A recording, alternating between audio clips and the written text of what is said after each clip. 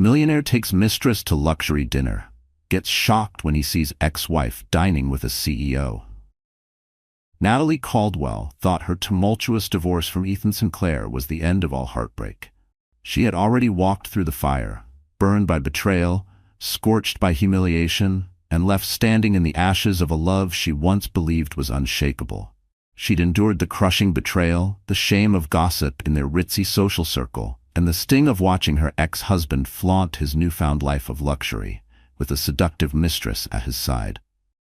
Every magazine headline, every whispered conversation at charity galas, every paparazzi photo of Ethan draped in another woman's embrace had been a fresh wound until she forced herself to feel nothing at all. Now, months later, a chance encounter in the glittering hall of a five-star restaurant is about to overturn everything.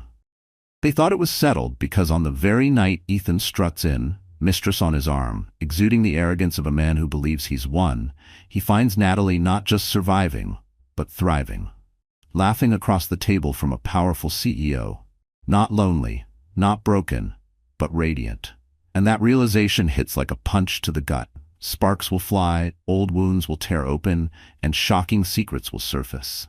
Natalie Caldwell had been raised with all the right manners, attended all the right schools, and lived with every expectation that she would lead a picture-perfect life. Her parents, Jonathan and Elaine Caldwell, had built a comfortable existence in Los Angeles, ensuring Natalie never wanted for anything. She was raised to be a woman who inspired envy, not pity. A wife to be cherished, not discarded. But life had other plans. Ironically, it was that same well-heeled background that brought her into the orbit of Ethan Sinclair, a charming, ambitious man from a modest upbringing who was determined to climb the social and financial ladder. They met at a charity gala at the Pacific Heights Club in San Francisco, a swirl of chandeliers and champagne. Ethan was an up-and-coming entrepreneur at the time, brimming with restless energy. There was an instant spark. Natalie found his drive refreshing, a stark contrast to the entitled airs she often encountered. He made her feel alive, like she was stepping into a love story that defied expectation. He, for his part, admired her poise and insider connections. They were an unlikely duo, but for a few sweet years it seemed they were building a true partnership. Yet success can be a double-edged sword. Ethan's tech startup soared beyond their wildest dreams, transforming him into a rising star among venture capitalists. He soon became a millionaire, hobnobbing with celebrities and financiers, always hustling to sign the next big deal. The man who once whispered about forever in her ear began speaking only of stock options, acquisitions, and market shares. As his fortune grew, so did the pressures and temptations. Natalie couldn't pinpoint the exact moment the marriage cracked, but it started with late-night meetings that bled into weekend business trips. At first, she had told herself it was normal, that all great men had to make sacrifices, that she could be patient. Over time, Ethan's once warm gaze toward her cooled into distant politeness. When rumors of his infidelity first reached Natalie's ears, she dismissed them as petty gossip. She was his wife, after all, his partner, the woman who had believed in him before the world did. She wanted to believe Ethan was still the man who used to send her silly text messages from across a crowded room just to say he loved her. But lies have a way of seeping through even the strongest walls. By their 4th anniversary, she could no longer deny the changes in him, the absence, the secrecy, the perfume on his collar that wasn't hers. And now, as she sits in the heart of the city's most exclusive restaurant, her laughter ringing out in stark contrast to the hollow, brittle silence that had once filled their marital home, Ethan Sinclair is about to learn a truth that should terrify any man who ever underestimated the woman he betrayed. Friends whispered about a mysterious woman spotted in Ethan's luxury car, or a pair of extravagantly sexy heels found in his penthouse office. Each day, the sense of betrayal deepened. A year ago, after tearful confrontations and painful revelations, they finally divorced. The legal battle was brief. Ethan offered a substantial settlement, as if money could wash away guilt. Embittered and heartbroken, Natalie moved back to her parents' home in Los Angeles for a while, licking her wounds in relative privacy. The tabloids caught wind of the divorce, painting it as another fairy tale union gone sour. In the immediate aftermath, Ethan seemed to revel in his bachelor status. Papped by photographers at exclusive clubs, he was typically seen with a statuesque brunette on his arm. Her name, it turned out, was Vanessa Hayes, an aspiring model from a small town, hungry for a taste of the good life. She clung to him in paparazzi photos, her sultry expressions a stark contrast to Natalie's more refined style. Natalie tried to ignore the swirl of rumors about how happy Ethan was. Instead, she focused on rebuilding her life. She took a new job, coordinating philanthropic events for a major NGO, throwing herself into charity work. In those volunteer circles, she found a sense of purpose that dulled the sting of her broken marriage. Still, no amount of philanthropic triumphs or supportive friends could entirely banish the hurt. In quiet moments, she remembered how she and Ethan had once daydreamed about traveling the world together, raising a family, forging philanthropic endeavors of their own. Now, all that remained was a string of regrets and a white gold band gathering dust in her jewelry box. It was during one of those philanthropic events that she crossed paths with Ryan Whitaker, a handsome and self-made CEO with an international chain of high-end hotels. She was planning a large fundraiser for an education charity, and Ryan's conglomerate had pledged a significant donation. Over weeks of collaboration, Ryan proved himself to be more than just an aloof businessman. He was surprisingly down-to-earth, with a kind smile that reached his hazel eyes. Though Natalie was wary of wealthy alpha types after her ordeal with Ethan, Ryan's respectful attentiveness slowly chipped away at her defenses. One evening, after a successful charity gala, Ryan asked her to dinner. She hesitated, feeling the familiar pang of vulnerability. But something about Ryan's sincerity made her say yes. She vowed to keep it casual, just two professionals celebrating a job well done. She had no inkling that dinner would become the stage for a dramatic confrontation. Nor did she suspect that her ex-husband and his mistress would be dining in the very same restaurant, their worlds colliding in a way neither had foreseen. None of them could have anticipated it. High-end restaurants in San Francisco often boasted opulent decor, but Le Jardin took luxury to another level. The establishment was known for its gold-leaf ceiling, hand-blown glass chandeliers, and a wait list that could stretch for months. Patrons shelled out thousands of dollars for a single meal, savoring artful plates prepared by a Michelin-starred chef. For the city's elite, this wasn't just a restaurant, it was a statement. A place where power dined, where fortunes were flaunted, and where appearances mattered more than the food on the plate. Ethan Sinclair walked in with Vanessa Hayes on his arm. He was accustomed to turning heads in such environments, and tonight was no exception. Dressed in a sleek Italian suit, he exuded the confidence of a man who had conquered the business world. He carried himself with the ease of someone who had spent years perfecting the role of success, every gesture measured, every glance calculated. The hostess, recognizing him as a VIP client, escorted them to an exclusive corner table near the panoramic window overlooking the city's skyline. Ethan felt a flush of pride as diners glanced their way, a tangible reminder of his success. The murmur of admiration, the subtle nods from other powerful men, it was all fuel for the image he had meticulously built. Vanessa, draped in a figure-hugging black gown, sipped from a glass of champagne. She cast an adoring gaze at Ethan, all too aware that half the dining room was watching them. This was precisely the kind of glamorous life she had always coveted: caviar, champagne, and a wealthy partner who showered her with lavish gifts. To her, luxury wasn't just comfort, it was validation. She savored every second of it, from the hush of the maître's voice when addressing them to the swirl of paparazzi who sometimes lurked outside. She wanted to be envied, desired, wanted the world to see that she had secured her place beside a man like Ethan Sinclair. As they browsed the menu discussing their upcoming trip to St. Bart's, Vanessa angled her phone to snap a discreet selfie. She knew exactly how to capture the perfect shot, her diamond bracelet catching the candlelight, Ethan's chiseled profile in the background, a subtle smirk on her lips as if to say, "This is my life now." Ethan gently took her hand, cautioning her to keep a low profile. While he reveled in success, he preferred carefully managed publicity, especially after the fiasco of his messy divorce. Vanessa pouted but complied. She understood that the real prize was continuing her association with him, not a fleeting viral post. Ethan wasn't just another rich boyfriend.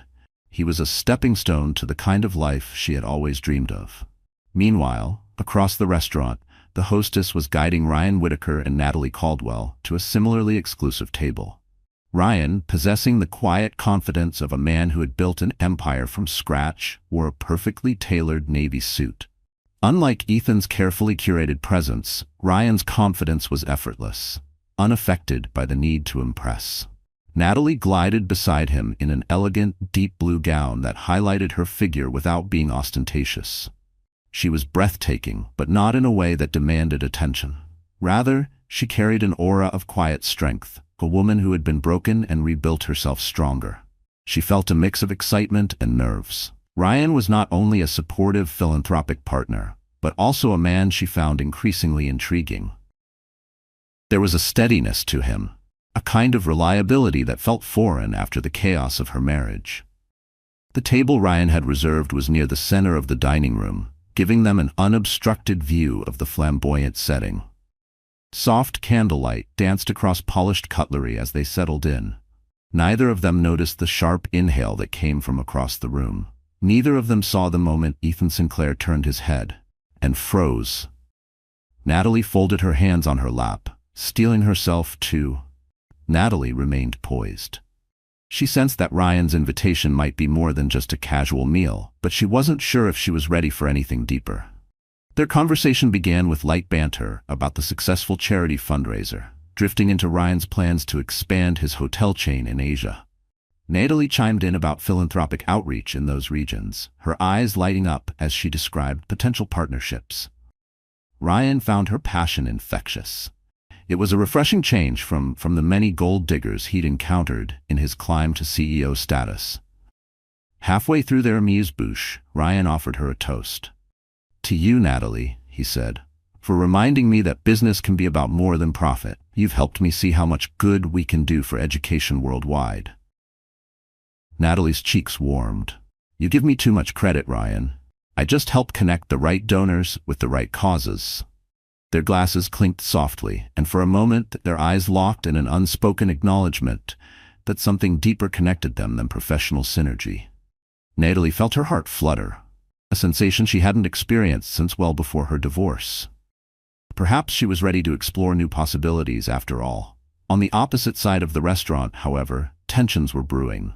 Vanessa, scanning the room with the practiced cunning of a social climber, stiffened.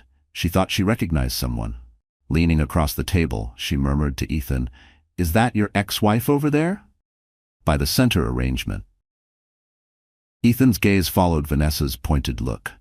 When he saw Natalie's familiar profile, elegantly poised beside a man he recognized as Ryan Whitaker, the powerful hotel magnate, shock rippled through him. The ex-wife he had so callously tossed aside was here, dressed to the nines, smiling warmly at a man who dwarfed Ethan in net worth. A pang of unexpected jealousy coiled in his chest, followed by a mixture of anger and intrigue. Trying to mask his emotions, Ethan forced a chuckle. "What a small world," he said, though his voice sounded tight to his own ears. This was no random coffee shop or casual bistro. Le Jardin was a fortress of exclusivity. People who dined here were among the elite of the elite. The last person he wanted to see was Natalie, especially not in the company of someone as influential and wealthy as Ryan Whitaker. Vanessa arched a manicured eyebrow, an almost feline grin curling her lips. "Maybe we should say hello," she suggested, her tone dripping with false innocence. "It's only polite to greet an ex-spouse and her friend." Ethan drained his champagne flute. "We'll see," he muttered, eyeing Natalie's table with mounting unease. If there was one thing he despised, it was feeling overshadowed, and Ryan Whitaker's presence threatened exactly that. It wasn't just that Ryan was wealthy, Ethan was too. But there was something infuriatingly effortless about the way Ryan carried himself, as if power and influence were second nature to him. It made Ethan's own carefully curated confidence feel strangely hollow. Part of Ethan wanted to march over and stake a claim on his social territory, but he realized any such confrontation could spiral quickly. He could already see the headlines: "Billionaire meltdown at Les Jardins, jealous ex causes scene." He was not going to be that man. As the waitstaff flitted around delivering sumptuous plates of Wagyu beef and lobster risotto, two separate tables braced for collision. Natalie had no clue Ethan was there, mere steps away, feeling the scorching sting of envy. She was too caught up in the easy rhythm of conversation, her laugh ringing out like a melody Ethan hadn't heard in years. Ryan, meanwhile, remained blissfully unaware that the CEO of a tech startup, and Natalie's ex-husband, was studying them from afar.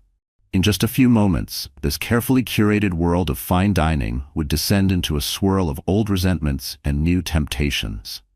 The night was young, and sparks were about to fly in ways none of them could have predicted. Ethan's entire body felt on edge. He kept glancing toward Natalie's table, attempting to gauge the intimacy level between her and Ryan Whitaker. Was this a business dinner, or something more? The way Ryan leaned in, the way Natalie tilted her head toward him, it sent a prickle of irritation down Ethan's spine. Vanessa, keen to exploit the drama, periodically whispered commentary into Ethan's ear. "They look pretty cozy, don't they?" she mused, her voice dripping with amusement. Or, "He must be paying for all those diamonds she's wearing." She was referring to the delicate diamond drop earrings that had once been a gift from Ethan himself.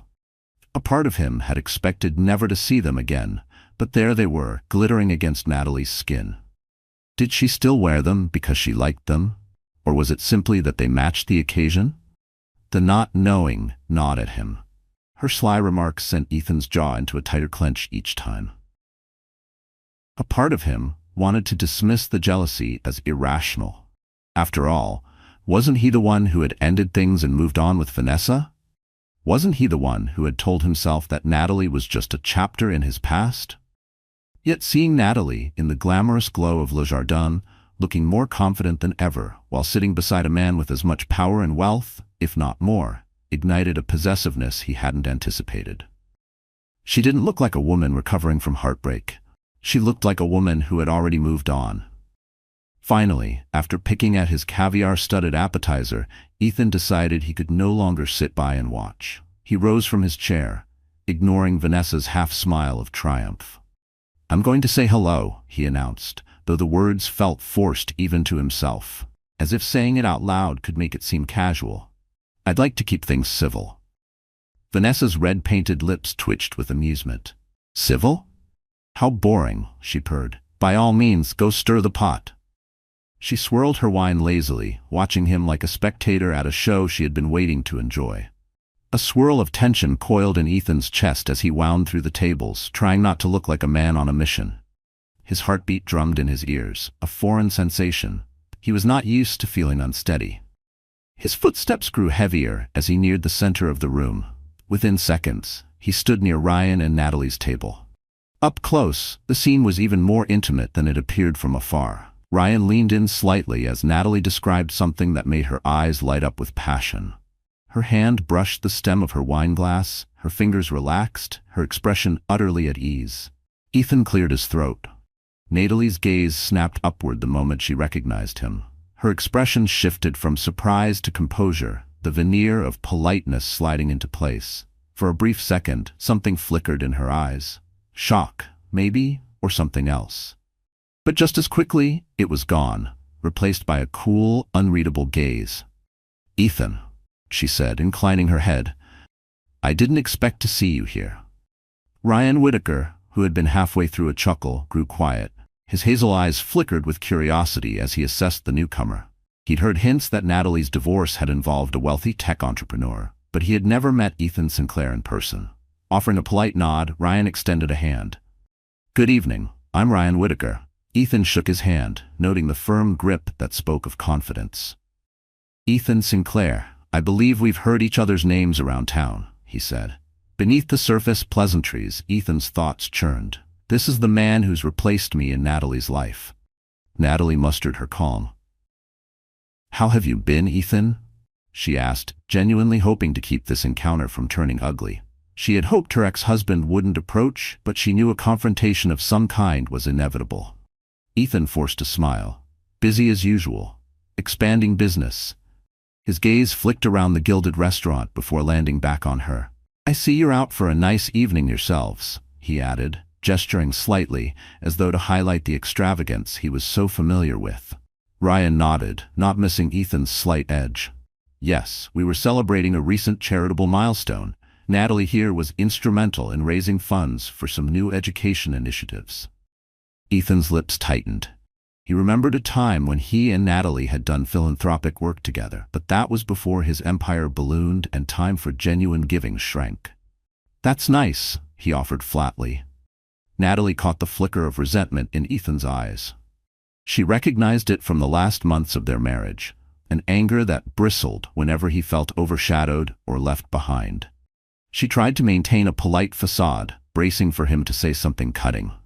The last thing she wanted was a scene in front of Ryan or the prying eyes of the restaurant's elite clientele. Just then, Vanessa appeared behind Ethan, hooking an arm through his. She smiled sweetly, though her eyes gleamed with mischief. "Hello?" she said, extending a perfectly manicured hand to Ryan. "I'm Vanessa Hayes, Ethan's companion." The emphasis on companion was not lost on Natalie. Vanessa turned to Natalie with a slight smirk. "And you must be the ex-wife. Pleasure to meet you. I've heard so much." Natalie remained poised, though her stomach churned. Natalie recognized Vanessa from tabloid photos. Sleek, model-esque, the kind of woman who thrived in the spotlight, unbothered by whispers of scandal. She was everything Natalie was not, loud where Natalie was restrained, bold where Natalie was poised. And yet, here they were, tangled in the same web. For a brief second, an image flashed through Natalie's mind.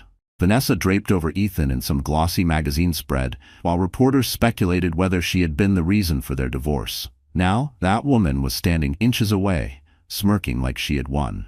"Charmed," Natalie said, forcing herself to remain civil. Ryan observed the tension, his brow furrowing with concern. Without hesitation, he placed a supportive hand on Natalie's back, a simple gesture, yet one that spoke volumes, a quiet reassurance, a statement. It didn't go unnoticed by Ethan. His jaw tightened. The possessiveness he had fought to suppress all evening surged to the surface, unbidden and unwelcome. "Since we've all introduced ourselves, why don't you two join us for a moment?"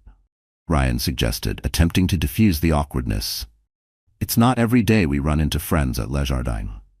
Natalie almost choked on her champagne. "Friends?" That was generous, but she managed to keep a pleasant expression. Ethan, seeing a chance to assert some control, quickly agreed. Vanessa cast a triumphant glance at Natalie, as though she'd been invited into some personal ring where she could flaunt her hold on Ethan. Her manicured fingers grazed his wrist possessively, a deliberate display.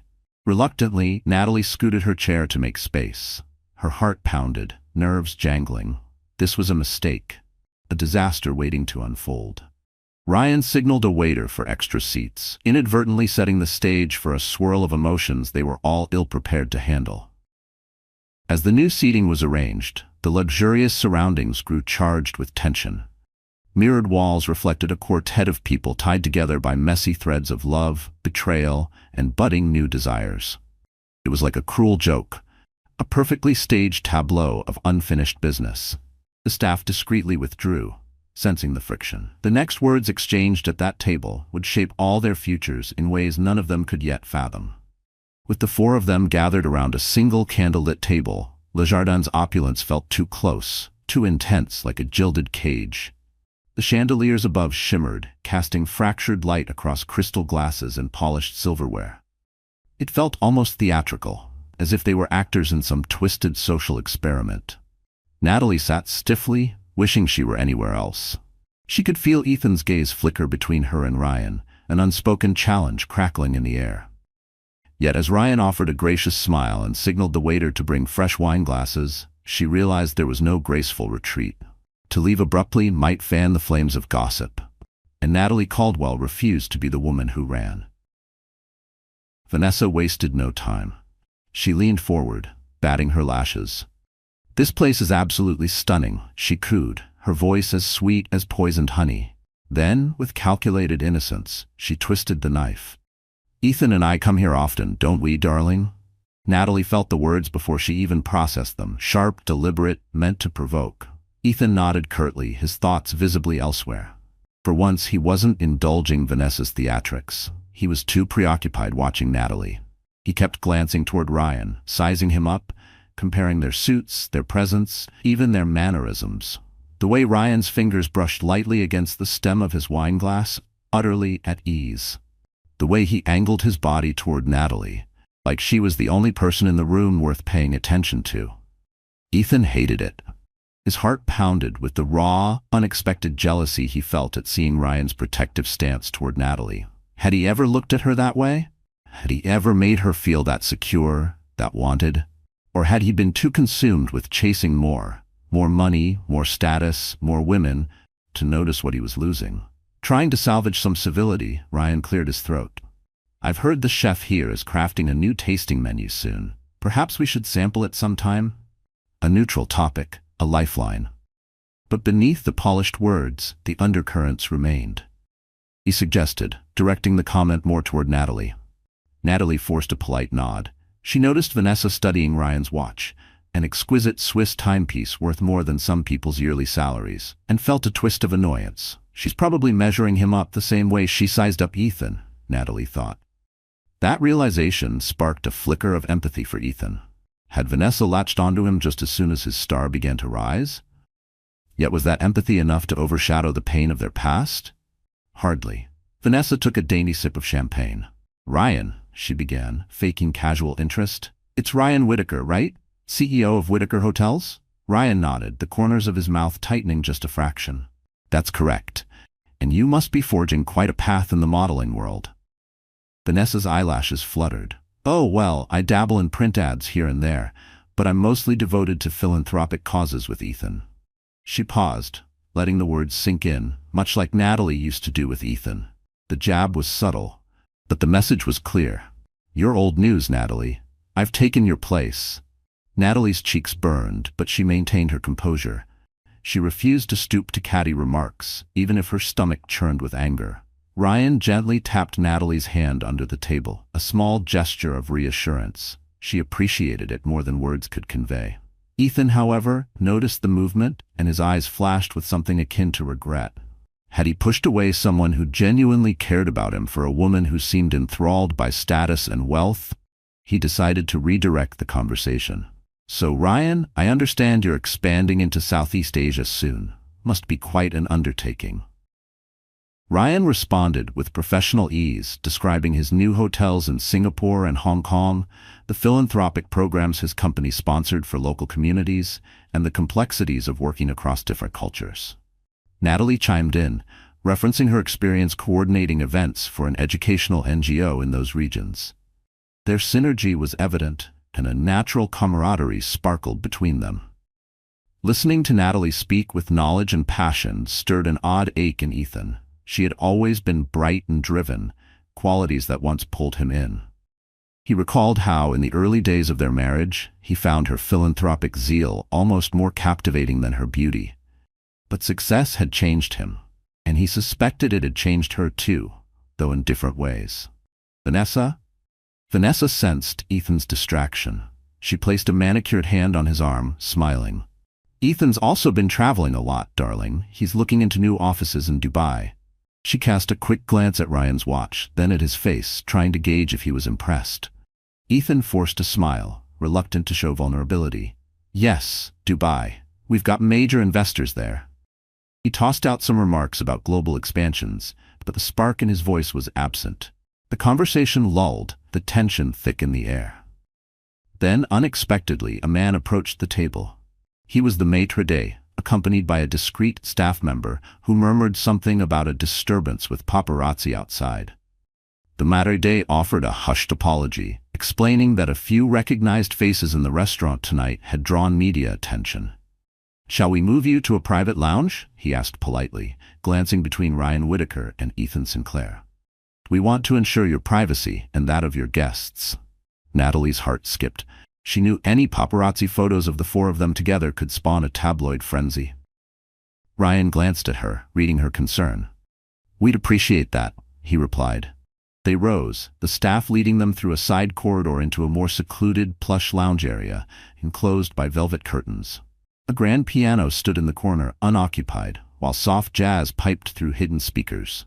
The lighting was dimmer, more intimate, heightening the sense of claustrophobia. Vanessa perched on a velvet settee, crossing her legs elegantly, looking all too pleased with this VIP detour. Ethan stood by her side but cast frequent glances toward Natalie and Ryan, who seated themselves on a nearby chaise. The staff offered fresh champagne. No one refused. Each sip seemed to sharpen the undercurrents coursing between them. At last, Ryan broke the silence. "Well, this is unexpected." He managed a wry smile at Natalie, who returned a slight shrug. She wanted to vanish into the floor, but she also felt an unspoken resolve to show that she wasn't cowed by Ethan or his mistress. Vanessa decided to stir the pot. "I recall reading about your divorce settlement, Natalie. Very hush-hush, but these things always leak eventually, don't they?" Her question was directed at Ryan, as though inviting him to speculate. Natalie stiffened, rage boiling beneath her cool exterior. Ryan frowned. "That's personal, Miss Hayes," he said, his voice firm. "I'm sure none of us want to indulge in gossip." Vanessa's lips parted in a slow, cat-like smile. Her gaze flickered toward Ryan, then back to Natalie, as if calculating her next move. She thrived on spectacle, and Ethan could see it in the amused glint in her eyes. "Of course, my apologies." The apology rang hollow. Thinly veiled sarcasm dripped from every syllable. Ethan felt an inward lurch of guilt. Had he truly allowed someone so catty and shallow into his life? Had he mistaken confidence for depth, charm for substance? Yet his pride wouldn't let him denounce her in front of Ryan and Natalie. Not yet. Instead, he redirected the topic.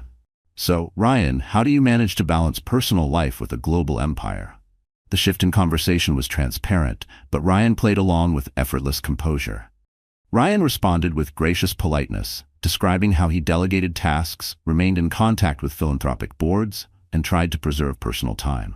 Natalie listened, reminded again of the synergy between them. Philanthropy, business, a sense of purpose. She cast a fleeting glance at Ethan, her expression unreadable. Once upon a time, they had shared a vision of building success for a greater good. They had whispered about starting a foundation, about creating something bigger than themselves. But that dream had been buried beneath broken promises and misplaced priorities. Now, all that remained was this odd show of one-upmanship. The hush of the lounge's intimacy offered no escape from the swirling emotions. They sipped their champagne, each one grappling with regrets, insecurities, or anger. And somewhere outside, cameras flashed, capturing fragments of the night's drama for the tabloids to twist and turn. Inside the private lounge, the tension had crystallized. Vanessa, determined not to be overshadowed, peppered Ryan with questions about his philanthropic efforts. She tried to align herself with him, making vague claims of her own charitable interests, something about children's education, though she fumbled when pressed for specifics. Ethan hovered beside her, his mind churning. The contrast was stark. Ryan and Natalie spoke about these causes with ease, with purpose. Vanessa, on the other hand, treated the conversation like a performance, a rehearsed monologue she hadn't quite memorized. Ethan realized how forced Vanessa's conversation seemed, especially compared to the genuine passion Natalie and Ryan shared for these causes. It hit him then, a sharp, uncomfortable truth. Natalie hadn't just moved on, she had moved upward. And Ethan had simply moved sideways. Finally, Ryan stood, offering a polite bow of his head. "I need a moment to talk to the maître about ensuring our privacy," he explained. Then, turning to Natalie, his voice softer, more personal, "Would you care to join me?" He wanted to give her an out, an escape from this claustrophobic arrangement. She accepted, offering Ethan one last unreadable glance before following Ryan toward the maître, leaving Ethan and Vanessa momentarily alone on the plush settee. The silence between them was thick enough to slice. Vanessa fiddled with her phone, as though considering a quick selfie to capture her glamorous surroundings. Her reflection shimmered in the mirrored wall beside them. A woman perfectly styled, perfectly poised, perfectly hollow. Ethan's thoughts swirled with regrets. He didn't want to be with a woman who only saw him as a wallet and a stepping stone to fame. He had built an empire, yet somehow he had become the accessory in someone else's ambitions. Yet part of him had chosen this path, drawn to the superficial allure when his marriage was failing. Impulsively, he reached for Vanessa's phone, lowering it. "Enough pictures, please." For the first time all night, his voice carried no pretense, no charm, just quiet, exhausted finality. He muttered, A flicker of annoyance crossed Vanessa's features, but she complied. I just wanted one quick. I said enough. Ethan's voice had an edge that startled even himself. He exhaled, forcing calm. Sorry, it's just, this is complicated. Vanessa angled her body toward him. Ethan, she said softly, touching his arm, is seeing Natalie with that CEO messing with your head? He twitched, uncomfortable with the question, but Vanessa pressed on. Look, I get it. Exes can stir up feelings, especially if they're doing better than you expected. But remember, you're successful too. I'm by your side. Don't let some old flame overshadow what we have. Her words, meant to reassure, only added to his turmoil. He wasn't sure what he had with Vanessa. She liked the parties, the trips, the lavish gifts, but did she care about him, the man beneath the money? He recalled Natalie's unwavering support in his startup days, how she believed in him before the world did. The wave of longing nearly choked him. He brushed Vanessa's hand away gently. Let's not discuss it now. They'll be back soon. He forced a half smile, but his eyes betrayed conflict. Vanessa, not one to let her territory be threatened, concealed her frustration behind a poised facade. Across the lounge, Ryan and Natalie spoke with the maitre d'. While Ryan handled the logistics, Natalie's eyes darted back to the settee, anxious about leaving Ethan and Vanessa alone. She worried Vanessa might stir drama. Ryan noticed her unease. Everything all right? She mustered a small, tense smile. I'm fine. Just never expected to dine with my ex-husband and his mistress tonight. Ryan exhaled sympathetically. That's a lot to handle. If you want, we can leave. I'm sure I can arrange a discreet exit. Natalie considered it. She craved an escape. But something inside her also wanted closure. Perhaps facing Ethan and Vanessa was a step toward healing. Let's just wrap this up gracefully, she decided. We can say our goodbyes and go. Ryan admired her poise. You're braver than you think, he murmured. She felt a flutter of warmth at his quiet praise.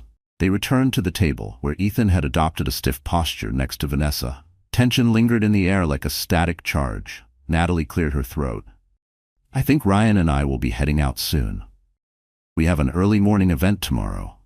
Ethan nodded, relief mixing with an odd disappointment. Vanessa pursed her lips, eyeing Natalie's gown. Her gaze lingered just long enough to be dismissive, as if silently critiquing every inch of the fabric. Shame, the night's young. Are you sure you don't want to stay and catch up more?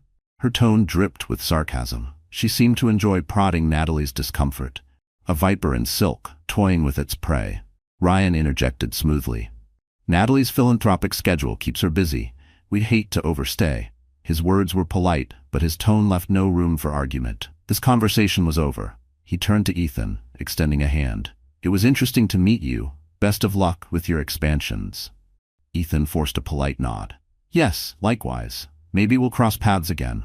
The words felt hollow, but he tried to salvage dignity, as if uttering them could undo the bitter taste in his mouth. Natalie, not trusting herself to speak more than necessary, simply offered Vanessa a cool smile. It wasn't forced. It wasn't performative. It was the kind of effortless composure that made Vanessa's needling feel small, insignificant. Enjoy the rest of your evening, she said, mastering her composure. Vanessa reciprocated with a saccharine grin. Oh, we will, she purred, her fingers tightening around Ethan's wrist as if staking her claim. With that, Ryan placed a gentle hand at the small of Natalie's back, guiding her through the lounge's velvet drapes. The touch was light, respectful, but to Ethan it felt like a brand, a silent declaration that she was no longer his to protect, to claim, to love. A staff member led them to a discreet exit, away from paparazzi. As they slipped into the elevator, Natalie breathed a shaky sigh of relief. Ryan studied her profile. You're handling this with remarkable grace. I know it's not easy. She gave him a wry half-smile. Grace is just controlled panic, she murmured. But I appreciate you stepping in. If you weren't there, I might have lost my cool. An unspoken gratitude flickered between them, a sense that Ryan was more than just a philanthropic partner or dinner date. He might be a quiet ally in her pursuit of healing. And maybe, just maybe, something more. Meanwhile, in the lounge, Ethan signaled the staff to bring him a stiff drink. Vanessa rubbed his shoulder in what she deemed a comforting gesture. That went well, she mused, swirling the last of her champagne. She seemed a little rattled, don't you think? Ethan didn't answer. He stared at the empty corridor where Natalie had disappeared, a turmoil roaring in his chest, jealousy, regret, and an oddly protective longing. He wasn't sure which feeling was worse. Vanessa, sensing his mood, cooed softly. "Don't dwell on your ex. We have a flight to St. Bart's soon, remember? Let's focus on us." Ethan tore his gaze from the drapes, forcing a half smile. Us. The word felt foreign. Vanessa represented everything he had once thought he wanted. Excitement, indulgence, freedom. But now, in the lingering echo of Natalie's presence, all of it felt hollow. Yeah, us. But in the back of his mind, Natalie's poised face haunted him. Not the face of the woman he had left behind, but the one who had moved forward without him. He had once had her support, her love. Now she was forging a new path with a man who seemed to appreciate every aspect of her. And Ethan was left wondering if he had ever truly understood what he had lost. The finality of it gnawed at him, a reminder of the cracks he had allowed to form in his once promising marriage. As the lounge's low jazz tunes resumed, two very different couples wrestled with unspoken truths. One pair left the shimmering walls behind, stepping into a city full of infinite possibility.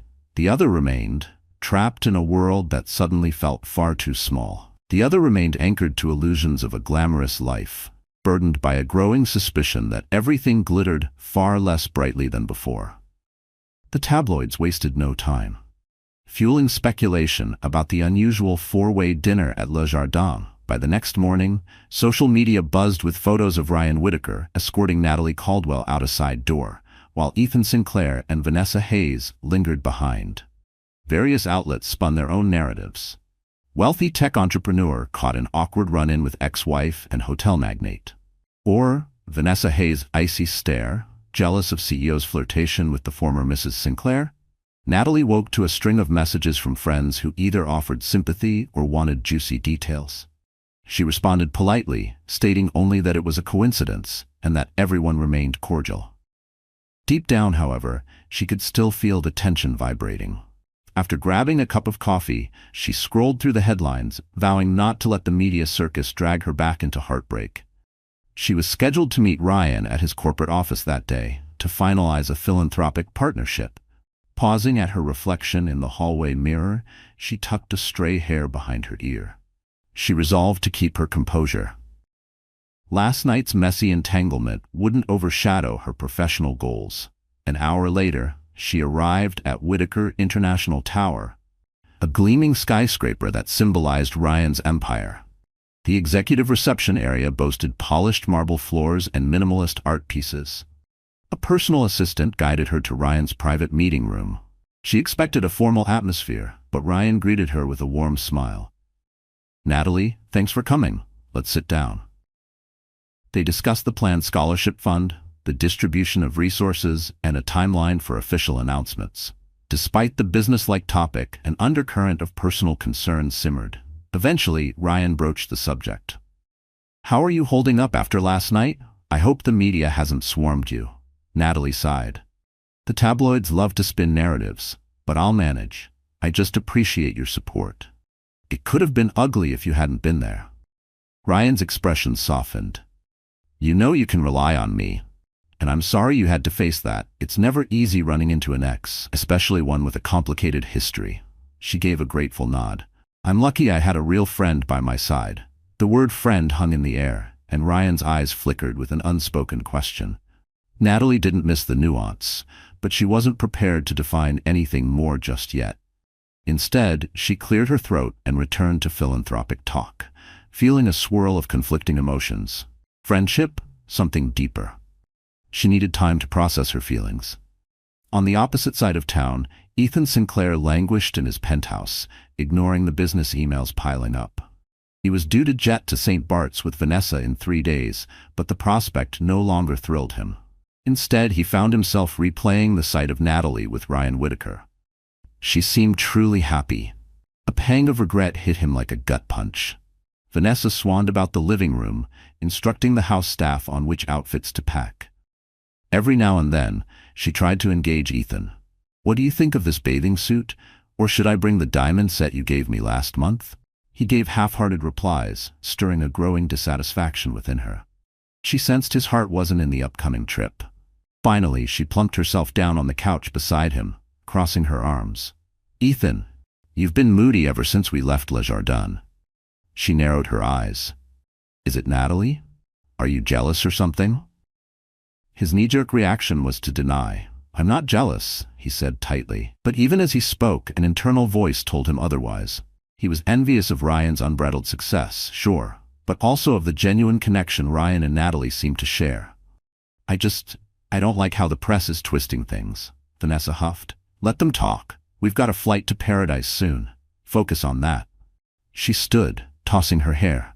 I need to pick up some last-minute items on Fifth Avenue. Join me? Ethan shook his head, feigning busyness. I have calls. Disappointed but unwilling to waste her day, Vanessa left. Alone, Ethan mulled over the irony. He was the one who had ended his marriage for a freer, more glamorous life. Now, he found himself unfulfilled, craving something deeper. He recalled how Natalie once believed in him unconditionally, how they'd share late-night conversations about using their wealth to make a difference. With Vanessa, those discussions never arose, unless they served some PR angle. Impulsively, Ethan grabbed his phone and scrolled to a contact he hadn't used since the divorce. Jessica Morgan, a mutual friend who had remained closer to Natalie after everything fell apart. Jessica was known for her level-headed advice. Perhaps Ethan just needed to hear from someone who understood the real Natalie. He hesitated, then typed a quick message. Hey Jess, it's Ethan. I know it's been a while. Could we talk? Seconds turned to minutes. Just when he assumed Jessica would ignore him, a reply popped up. This is unexpected. Are you okay? Ethan exhaled shakily. He typed back. Not really. Need some perspective. She responded with a short directive. Meet me at Bayview Cafe, 4 p.m. tomorrow. Ethan set down the phone, feeling a swirl of relief and anxiety. Jessica was notoriously blunt. If he sought perspective, she'd give it, whether or not it was comfortable. Still, he wanted clarity. About his feelings for Natalie, about his life with Vanessa. Something had to give, or he risked sinking further into regret. He trudged to the bedroom window, gazing out at the San Francisco skyline he'd once found so thrilling. Now each glimmering building seemed to mock him. Wealth and success had never felt so hollow, and as the hours ticked by, a single truth pressed on him. He might have lost something priceless, and it might be too late to reclaim it. The next afternoon, Ethan arrived at Bayview Cafe, a cozy spot near the waterfront that bustled with young professionals on lunch breaks. He spotted Jessica Morgan in a corner booth, sipping a latte. She was flipping through a magazine, her wavy brown hair framing a face etched with skepticism. When she caught sight of Ethan, her lips pressed into a tight line. Neither a smile nor a frown, more like measured neutrality. Ethan slid into the seat opposite her. The lingering scent of espresso grounded him somewhat, but his nerves flickered. Jessica set the magazine aside, crossing her arms. You said you needed perspective, she began bluntly. So talk. He rubbed his temples, searching for the right words. I ran into Natalie last night, at Le Jardin. Jessica's expression didn't change. She was with Ryan Whitaker. He explained the swirl of tension, the forced conversation, and how it sparked an unsettling jealousy he hadn't foreseen. Jessica arched an eyebrow. Well, you ended the marriage, remember? If she's moved on, that's within her rights. Ethan winced. I know. It's not that I don't want her to be happy. I do. But seeing them together made me realize that maybe I messed up. Ethan exhaled, rubbing the back of his neck. The weight of his own words settled on him like an overdue reckoning. I never properly appreciated what Natalie and I had. Jessica's gaze sharpened. Let me guess. Now that you see her with a man who's possibly more successful and philanthropic than you, it's chafing your ego. The pointed observation stung, not because it was unfair, but because it was uncomfortably accurate. Ethan's shoulders slumped. I suppose so, he admitted softly. I hate feeling overshadowed, but it's more than that. Nat is not just some trophy I can't have. She was real. He looked down, voice thick with regret. We built something together. It wasn't just about money or appearances. It was a partnership, and I can't help but wonder if I threw it away too easily. Jessica studied him for a moment, her fingers tapping against her coffee cup in quiet assessment. So, what about Vanessa? He hesitated. She's fun, he said, but the word felt hollow even as it left his lips. I guess, but it's shallow. His voice lowered, almost like he was admitting the truth to himself for the first time. I realize I've been trying to fill a void with parties and extravagances, with noise. She's not interested in building anything meaningful, at least not from what I see. A long pause. And honestly, I'm not even sure if I love her, or if I just love the idea of not being alone. Jessica snorted softly. Wow, there's a healthy foundation for a relationship. She leaned back in her chair, arms crossed. Look, Ethan, you know I took Natalie's side after the divorce because I saw what you did to her. You left her wrecked.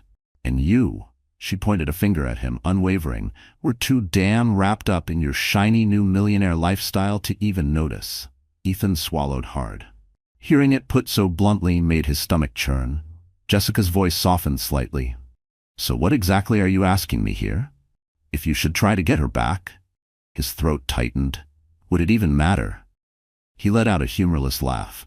She's with Ryan Whitaker. They look solid. I don't want to sabotage her happiness. Jessica took a slow sip of her latte, watching him carefully.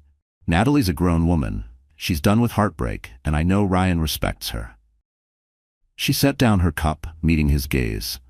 If you want to try to reconnect, you better be prepared for the possibility that she might reject you outright, that she might choose Ryan, and that if she does, you don't get to be bitter about it. A pang of dread twisted in Ethan's chest. The thought of seeing Natalie completely slip away, permanently, wasn't something he was ready to accept. So, you think I should just move on? Jessica's expression was unreadable. I think you need to figure out what you truly want, and if you even deserve another chance. She leaned in slightly. But let's be very clear, she owes you nothing. Jessica's voice was firm, unwavering. If you're expecting some kind of easy redemption arc, forget it. And if this is just about your bruised ego, do us all a favor and walk away now. Ethan drew a shaky breath, feeling both gratitude and shame. Jessica always had a way of cutting through the noise, of holding a mirror to his worst tendencies. This was why he had asked for perspective. You're right, he admitted, his voice quiet. The words felt like glass in his throat, but they needed to be said. It's not just ego. I regret how I let success overshadow what mattered.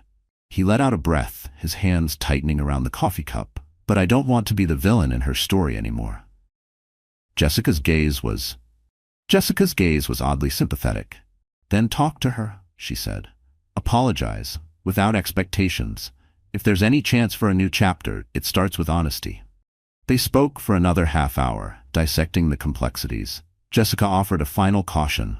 Don't forget, Ryan's not some fling. He's a powerful man who could give Natalie everything she once dreamed of with you, minus the drama.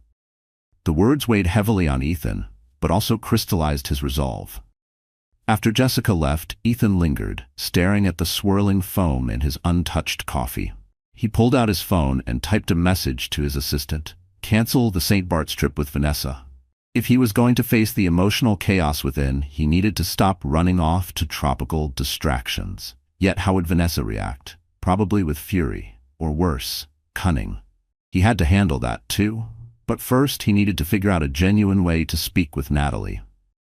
Perhaps invite her to coffee. Or, even better, a safe, neutral setting where they could talk alone. He had no illusions that a single conversation could fix everything, but it might be the first step toward redemption. Or final closure. As he left the cafe, a faint sense of clarity accompanied him. The city's hustle and bustle felt less suffocating, more like a symphony of possibilities. He realized that real success wasn't about having the best table at Le Jardin or the flashiest penthouse. It was about forging meaningful connections, living with integrity, and maybe, just maybe, finding a love that endured beyond the novelty of wealth. Ethan stared at his phone, heart pounding. The message he just typed felt too raw, too vulnerable. Natalie, it's Ethan. Could we meet for coffee? Just to talk. He hesitated, hovering over the send button. Memories of their last encounter at Le Jardin flooded his mind. Natalie, radiant and confident, with Ryan Whitaker at her side. A pang of jealousy and regret twisted inside him. But if he wanted any sense of closure or forgiveness, he needed to take this step. Finally, he pressed send. To his surprise, her reply came minutes later. When and where? Relief blended with nerves. He proposed meeting at Golden Gate Park the next day. She agreed, succinct and calm, giving away little about her emotions. That night, Ethan barely slept, torn between hope and dread. The following afternoon, bright sunlight illuminated Golden Gate Park. Families picnicked on the grass. Joggers circled the pond. Ethan chose a bench near the fountain, where the water sprayed in graceful arcs. Clutching a latte he could hardly taste, he scanned the crowd. Soon he spotted. Natalie approached. The cool morning air carried the scent of freshly brewed coffee and damp earth. She wore a simple blouse and jeans, exuding understated elegance. The kind of effortless grace that had always set her apart. Ethan stood as she reached him, searching her face for any sign of warmth. "Thank you for coming," he said softly. She sat on the bench, deliberately leaving space between them. "I'm curious why you wanted to meet," she replied, her voice steady, controlled. Ethan inhaled. For a moment, he thought of all the unspoken regrets that had built up in the months since their divorce. Every sleepless night. Every moment he had convinced himself he had moved on, only to be confronted by the quiet ache that never left.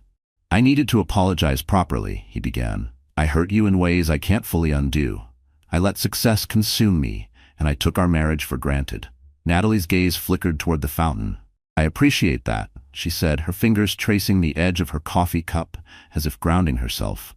"But apologies can't erase everything." He nodded. "I know, I'm not expecting you to forget what happened or offer me another chance. I just can't keep pretending I'm okay with how we ended.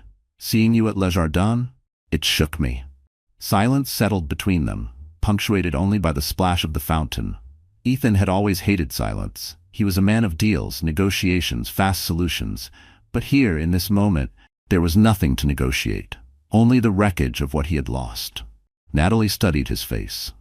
She remembered when they were newlyweds, brimming with shared dreams. Late-night talks over takeout, the way he used to write little notes and tuck them into her books. The man who had once held her hand in crowded rooms before he started leaving her behind. But those dreams had dissolved under the weight of Ethan's ambition. "I'm not the same person I was," she said quietly. "I've built a new life, working with charities and, well, connecting with Ryan." A flicker of jealousy crossed Ethan's features, but he forced a wan smile. "He seems like a good man." His voice was even, but Natalie caught the way his fingers curled slightly into fists. "I want you to be happy, truly." Natalie's eyes narrowed, uncertain whether to believe him. "So, why now?" Ethan exhaled, wrestling with the admission. "Because I ended things with Vanessa." She blinked, absorbing that. He hesitated, then looked at her. "I woke up one day and realized I'd surrounded myself with shallow pursuits, rooms full of people, yet I felt completely alone. It took me too long to see that I was chasing something meaningless." He glanced away, his voice thickening. "But seeing you, thriving, passionate about your causes, it reminded me how far I drifted from who I wanted to be." A gust of wind rustled through the trees, carrying the weight of words unspoken. Emotions churned in Natalie's chest. Compassion, wariness, and a lingering grief. She cleared her throat. "Ethan, I'm glad you're realizing these things, but it doesn't change the past." He swallowed hard. "I'm not asking for that. I just wanted to own my mistakes and let you know I admire what you've become. If there's any way I can support your charitable work, I'd like to. Even if we're never together again." Her voice trembled slightly. "Thank you," Natalie said, the sincerity in his words catching her off guard. "That means more than you know." For a moment they fell silent, each recalling better days before betrayal and heartbreak. A breeze stirred the leaves overhead, and faint laughter echoed from the other side of the park. Eventually, Natalie spoke. "I accept your apology, but I'm moving forward, Ethan, with or without Ryan. I've learned to stand on my own. I hope you find your own path, too." He nodded, eyes bright with unshed tears. "That's all I wanted. A chance to make amends, even if it's just words. Thank you for hearing me out." They rose from the bench, coffees untouched. She gave him a small, wistful smile. "Take care of yourself." He offered a hesitant wave, then turned to leave. Natalie stood there, watching him merge into the crowd, uncertain whether to feel relieved or nostalgic. The fountain's rhythmic spray glittered in the sun as she exhaled, heart lighter than before. Maybe, at last, they had the closure they needed, and maybe she was finally free to embrace her future, wherever it led. Weeks passed, and the dramatic run-in at Le Jardin faded from public chatter. Natalie Caldwell immersed herself in her work at the NGO, orchestrating a high-profile charity gala that promised to deliver significant funds for youth education. Each day, she woke feeling more assured of who she was. No longer Ethan Sinclair's ex, but a competent, respected organizer in the philanthropic world. She seldom thought of the coffee meeting at Golden Gate Park, yet the conversation lingered in her mind. Ethan's apology had given her a sense of closure. He was no longer a looming shadow of guilt or pain. For once, she felt free to explore new possibilities, without baggage. Ryan Whitaker's presence in her life also intensified. They had continued collaborating on various projects, and with each interaction, she saw more of his sincere character. He was wealthy, yes, but also principled and empathetic. Whenever she felt overwhelmed by event logistics, Ryan was there with practical advice or even a comforting hand on her shoulder. Slowly, the lines between professional and personal blurred. The day of the charity gala arrived. Held in the glittering ballroom of a historic hotel, the event teemed with philanthropists, celebrities, and key influencers. Natalie donned a midnight blue gown, her hair swept into a loose updo. She moved through the crowd, ensuring every detail was perfect. The silent auction. The keynote speakers. The sumptuous dinner service began. On stage, Natalie introduced Ryan for a speech about the impact of strategic giving. His words resonated with the audience, underscoring how wealth could become a tool for societal good. When the program ended, Ryan found Natalie amid the swirling guests. He guided her to a quieter alcove lined with tall windows overlooking the city. "You did an outstanding job," he said, his voice warm. "We surpassed our fundraising goal." She exhaled, adrenaline still coursing through her. "I'm relieved and thrilled. Thank you for all your support. Without your hotel group sponsorship, we wouldn't have reached these numbers." He smiled, stepping closer. "There's something I've been meaning to ask." His tone softened. "When all this settles, can I take you to dinner? A real dinner, not a working meal or a rushed bite in between meetings." His hazel eyes brimmed with earnestness. Natalie felt her cheeks flush. After her divorce, she'd sworn off romance for a while, hesitant to trust again. But Ryan wasn't Ethan. He stood before her with genuine kindness, not just charm. She found herself nodding. "I'd like that very much." They sealed it with a shared laugh, the air tinged with promise. A sense of excitement fluttered in Natalie's chest.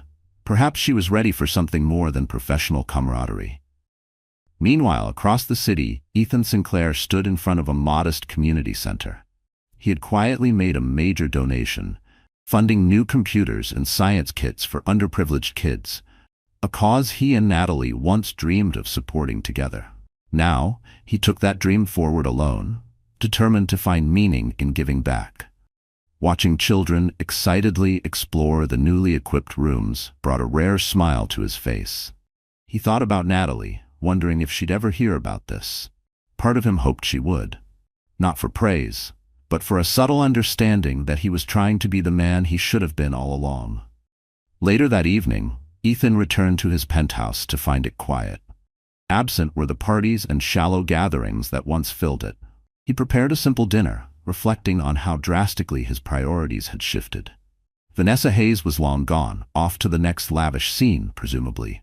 And good riddance. Ethan realized that maybe being alone wasn't so bad, if he could fill the emptiness with purpose, whether through volunteer work, therapy, or forging genuine friendships. 1 month after the gala, Natalie and Ryan sat at an intimate corner table in a little-known French bistro. Unlike Le Jardin, this place had no paparazzi lurking, no ornate. The bistro had no extravagant decor, just soft lighting and excellent cuisine. No grand chandeliers, no gold-plated menus, just warmth, authenticity, and the kind of atmosphere where real conversations flourished. Over laughter and shared stories, Natalie and Ryan discovered how much they aligned.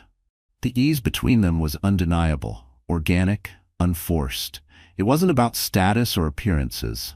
It was about something far rarer, something real. From values on philanthropy to personal passions like travel and reading, they found synchronicities in the smallest details. The way they both preferred handwritten letters over emails. The way a well-worn book felt like home. When they finally walked out, hand in hand, Natalie felt lightness flood her heart. Not the fleeting rush of infatuation, but the steady calm of something solid, something worth building. She glanced at the moonlit sky, a quiet smile tugging at her lips. Not long ago she had stood beneath the same sky, feeling utterly lost, feeling as if her world had shattered beyond repair, remembering the heartbreak she once believed was insurmountable. Perhaps life truly could start anew after crushing disappointments.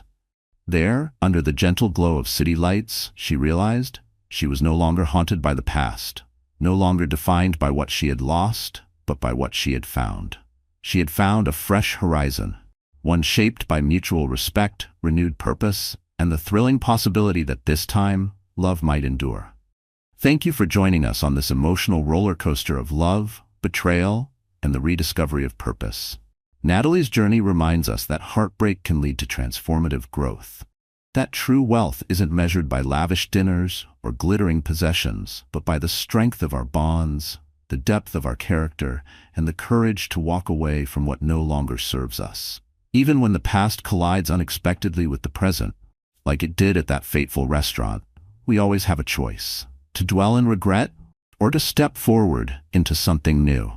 If you were captivated by Natalie, Ethan, and Ryan's story, hit the like button to let us know. Share this video with friends who love poignant, dramatic tales. And be sure to subscribe to our channel for more stories that explore the depths of love, ambition, and redemption. Your engagement keeps our channel thriving. What would you have done in Natalie's place? Let us know in the comments. Thank you for watching, and we look forward to bringing you more riveting drama soon.